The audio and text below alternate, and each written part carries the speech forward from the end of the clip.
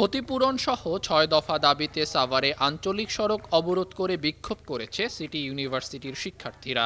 এ সময় সড়কের উভয় পাশে যানজটের সৃষ্টি হয়ে ভোগান্তিতে পড়েন সাধারণ মানুষজন। শনিবার সকালে সাভারের খাগান এলাকায় বিরুলিয়া চারাবাগ সড়ক অবরোধ করে এ বিক্ষোভ কর্মসূচি পালন করেন সিটি ইউনিভার্সিটি শিক্ষার্থীরা।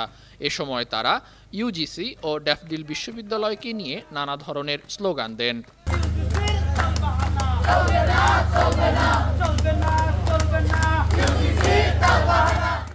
শিক্ষার্থীদের ৬ দফা দাবি হল ড্যাফোডিল বিশ্ববিদ্যালয় কর্তৃপক্ষকে অগ্নিসন্ত্রাস, লুটপাট ও মিথ্যাচারের দায় স্বীকার করে নিঃশর্ত ক্ষমা চাইতে হবে।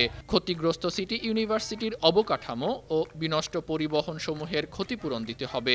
ঘটনায় জড়িত শিক্ষার্থীদের তদন্তের মাধ্যমে ছাত্রত্ব বাতিল এবং বিচারের আওতায় আনতে হবে। হামলার রাতে আইনশৃঙ্খলা বাহিনীর সহযোগিতা না পাওয়ার বিষয়ে স্বাধীন ও নিরপেক্ষ তদন্ত কমিটি গঠন করতে হবে। এপিইউবির সভাপতির পদ থেকে ড্যাফোডিল চেয়ারম্যান সবুর খানকে অপসারণ করতে হবে। উভয় বিশ্ববিদ্যালয়ের শিক্ষার্থীদের একই সময়ে শিক্ষা কার্যক্রম শুরু করতে হবে। দাবি পূরণ না করা হলে মহাসড়ক অবরোধ কর্মসূচি পালন করার হুঁশিয়ারি জানান তারা। আমাদের দাবি আদায় না হয় তাহলে আমরা আরো কঠোর থেকে কঠোর পদক্ষেপ গ্রহণ করতে পারি।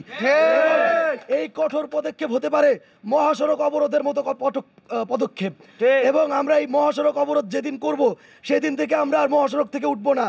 আমি বলে দিচ্ছি, এই মহাসড়ক অবরোধ করার আগে, আমাদেরকে বিশৃঙ্খলা সৃষ্টি করার আগে আপনারা অতি দ্রুত আমাদের দাবি মেনে নিন।